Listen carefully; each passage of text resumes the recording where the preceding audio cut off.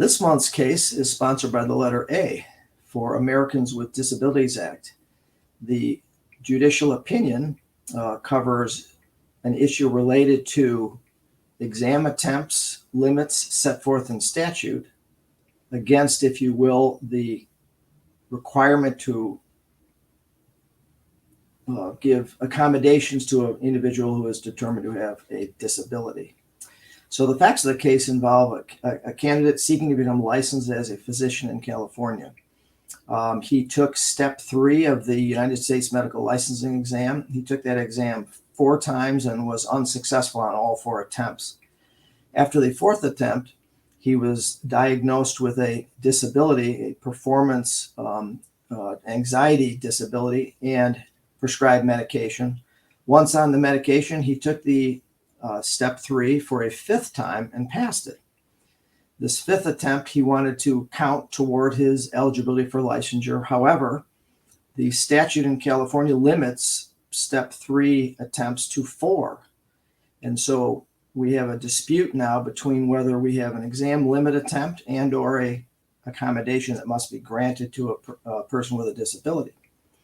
The board refused to count the 5th attempt, and so the candidate filed a lawsuit against the board, arguing for a reasonable accommodation under the Americans with Disabilities Act, as well as California law, seeking to have that 5th attempt count toward his eligibility determination for licensure.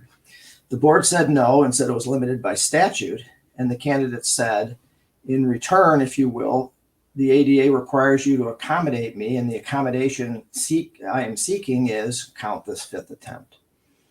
The board filed a motion to dismiss, which was granted by the lower court, but it did go up on appeal, and the Court of Appeals reversed the case. And so therefore, this is a motion case, so there's been no determination made on the facts yet, and it can go to trial if it's not otherwise resolved. But the Court of Appeals reversed the lower court because, in short, it said that there is no evidence within the statutory history, the legislative history that led to the enactment of the law leading to the 4-attempt limit. And so it was unable to distinguish between 4 attempts and 5 attempts and whether there was a likelihood of substandard care if someone took 5 attempts to pass the exam versus 4 attempts.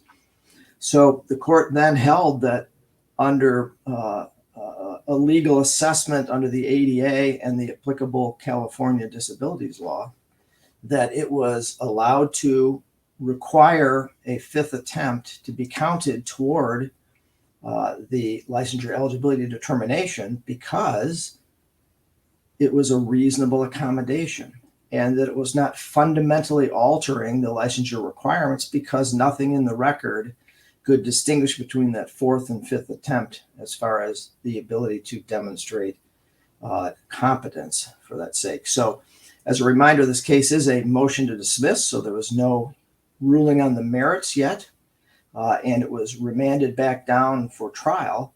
So therefore, the parties will either resolve this or go to trial, and the issue then will continue to address whether counting of a 5th attempt is a reasonable accommodation.